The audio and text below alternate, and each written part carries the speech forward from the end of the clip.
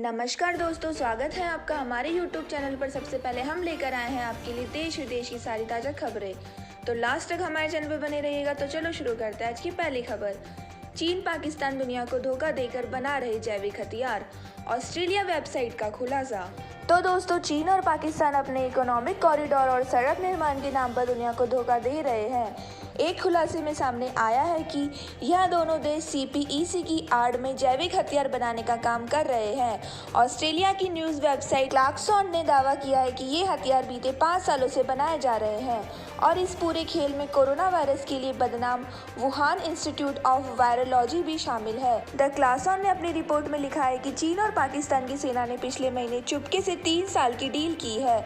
इस डील के तहत वुहान इंस्टीट्यूट ऑफ वायरोलॉजी से संबंधित जैविक हथियारों को विकसित करने का समझौता भी शामिल है। इसके साथ ही यह खुलासा भी हुआ है कि वुहान स्थित लैब पाकिस्तान के साथ साल 2015 से ही खतरनाक बैक्टीरिया वायरस का प्रयोग कर रही है। इस रिपोर्ट में यह भी खुलासा किया गया है कि चीन पाकिस्तान ने जो डील की है उसका एक हिस्सा सीक्रेट रखा गया है, क्योंकि ये जैविक हथियारों से जुड़ा है। चीन और पाकिस्तान ने बायो वारफेयर की क्षमता को बढ़ाने के लिए 3 साल की ये सीक्रेट डील हुई है और इस पर काम शुरू हो गया है। इसी के साथ दोस्तों, चलते हैं आज के अगले मुख्य समाचार की ओर। JEE और नीट परीक्षाओं को लेकर कांग्रेस का 7 राज्यों CM संग मंथन, ममता बोली एकजुट हो चले सुप्रीम कोर्ट। तो दोस्तों, इंजीनियरिंग और मेडिकल पाठ्यक्रमों में दाखिल के लिए सितंबर में होने जा रहे जॉइंट एंट्रेंस एग्जामिनेशन और national eligibility cum entrance test परीक्षा व 27 अगस्त को होने वाली GAT काउंसलिंग की बैठक से ही विपक्षी दलों की एकजुटता दिखाते हुए कांग्रेस अध्यक्ष सोनिया गांधी ने आज बुधवार को 7 राज्यों के मुख्यमंत्री के साथ वर्चुअल बैठक की है। बैठक में नीट JEE एग्जाम कराने के फैसले के खिलाफ सुप्रीम कोर्ट का रुख करने पर आम सहमति बनी। कांग्रेस अध्यक्ष सोनिया गांधी के साथ 7 विपक्षी राज्यों के CM की मीटिंग में परीक्षाएं और GAT कंपनसेशन का भी मुद्दा उठाया। कोरोना काल में दोनों मुख्य परीक्षाओं के आयोजन समेत कई मुद्दों पर कांग्रेस अन्य दलों के साथ मिलकर केंद्र सरकार पर दबाव बनाने की कोशिश में लगी हुई है। बैठक में राजस्थान के CM अशोक गहलोत, छत्तीसगढ़ के CM भूपेश सिंह बघेल, पंजाब के CM कैप्टन अमरिंदर सिंह, महाराष्ट्र के CM उद्धव ठाकरे, झारखंड के CM हेमंत सोरेन, पश्चिम बंगाल की मुख्यमंत्री ममता बनर्जी समेत पुडुचेरी के CM नारायण स्वामी ने हिस्सा लिया। वर्चुअल बैठक के दौरान सोनिया गांधी ने कहा कि राष्ट्रीय शिक्षा नीति के संबंधित घोषणाएं वास्तव में हमें चिंतित कर सकती है, क्योंकि यह वास्तव में एक झटका है। उन्होंने आरोप लगाया कि छात्रों की समस्याओं और परीक्षाओं के मुद्दे से केंद्र में लापरवाही से निपटा रहा है। मीटिंग में सोनिया गांधी ने राष्ट्रीय शिक्षा नीति 2020 पर भी चिंता प्रकट की। उन्होंने कहा, राष्ट्रीय शिक्षा नीति संबंधी घोषणाओं से हम सच में चिंतित होना चाहिए, क्योंकि यह वाकई बड़ा झटका है। विद्यार्थियों और परीक्षाओं से संबंधित समस्याओं पर भी बहुत लापरवाही भरा रवैया सामने आ रहा है। उन्होंने GST कंपनसेशन देने को लेकर केंद्र सरकार की तरफ से व्यक्त की गई असमर्थता को राज्यों के साथ विश्वासघात करार दिया। सोनिया ने कहा, 11 अगस्त को वित्त मामलों पर संसद की स्थायी समिति की मीटिंग में वित्त सचिव ने कहा था कि केंद्र सरकार इस वर्ष 14% GST कंपनसेशन का भुगतान करने की स्थिति में नहीं है। यह इनकार मोदी सरकार की तरफ से विश्वासघात के सिवा और कुछ नहीं है। इसी के साथ दोस्तों, चलते हैं आज की अगली बड़ी और मुख्य खबर की ओर। बड़े काम की LIC की नई पॉलिसी, जिंदगी भर कमाई की मिलेगी गारंटी। तो दोस्तों, हाल ही में देश में सबसे बड़ी बीमा कंपनी भारतीय बीमा निगम ने एक खास पॉलिसी लॉन्च की है। इस पॉलिसी का नाम जीवन अक्षय साथ है। इस प्लान की सबसे खास बात यह है कि आप निवेश करके जिंदगी भर कमाई कर सकते हैं। आइए इसके बारे में विस्तार से जानते हैं। LIC की जीवन अक्षय साथ सिंगल प्रीमियम वाली नॉन लिक्विड, नॉन पार्टिसिपेटिंग और पर्सनल एन्युटी स्कीम है। आपको बता दें कि किसी भी एन्युटी स्कीम में एक मुश्त निवेश के बाद एक निश्चित आय होती रहती है। ये कमाई उम्र भर होती रहती है। पॉलिसी में वार्षिक, अर्धवार्षिक, त्रैमासिक और मासिक एन्युटी के प्रकार उपलब्ध है। न्यूनतम एन्युटी 12,000 रुपये सालाना है। पॉलिसी के शुरू में एन्युटी की दरों की गारंटी दी जाती है। इस प्लान को ऑनलाइन और ऑफलाइन दोनों तरह से खरीदा जा सकता है। इस प्लान के लिए न्यूनतम खरीद मूल्य 1 लाख रुपए है। यहाँ अधिकतम खरीद मूल्य की कोई सीमा नहीं। यह प्लान 30 वर्ष से 85 वर्ष तक की आयु के लिए उपलब्ध है। दिव्यांगजन को भी फायदा पहुँचाने के लिए ये योजना खरीदी जा सकती है। इस योजना में किन्हीं 2 वंशजों, एक ही परिवार के वंशजों, पति पत्नी भाई बहन के बीच जॉइंट लाइफ एन्युटी भी ली जा सकती है। पॉलिसी जारी होने के 3 महीने बाद लोन की भी सुविधा मिलती है। मतलब यह है कि ये पॉलिसी होल्डर लोन भी ले सकते हैं। इसी के साथ दोस्तों चलते हैं आज की अगली बड़ी मुख्य खबर की ओर। भारत में पहला ऐसा मामला, 4 माह बाद मिली महिला फिर से कोरोना संक्रमित, हॉस्पिटल में भर्ती। तो दोस्तों भारत में पहली बार एक व्यक्ति के दोबारा कोरोना वायरस के संक्रमित होने का पहला मामला सामने आया है। घटना अहमदाबाद की है। पहली बार संक्रमित होने के कारण 4 महीने बाद एक महिला को दोबारा संक्रमित पाई गई है। अहमदाबाद की 54 साल की महिला को पहली बार 18 अप्रैल को अहमदाबाद के कोविड अस्पताल में भर्ती किया गया था। 124 दिन के बाद वह दोबारा पॉजिटिव आई है। अब फिर से उन्हें हॉस्पिटल में भर्ती किया गया है। असल में महिला का 30 साल का बेटा एयरफोर्स में है। कुछ ही दिन पहले उनका बेटा पत्नी और 3 साल के बच्चे के साथ दिल्ली में अहमदाबाद आया था। इसके कुछ ही दिन बाद महिला और बेटे को अचानक से बुखार आ गया। कोरोना टेस्ट कराया गया तो दोनों की रिपोर्ट पॉजिटिव आई है। बेटे को अहमदाबाद के डिफेंस हॉस्पिटल में भर्ती किया गया है। महिला को अहमदाबाद के म्यूनिसिपल कॉरपोरेशन में जुड़े कोरोना केयर सेंटर में भर्ती किया गया है। कोविड केयर सेंटर में महिला का एंटीबॉडी टेस्ट कराया गया जो नेगेटिव आया है। इसके बाद आरटी-पीसी टेस्ट किया गया।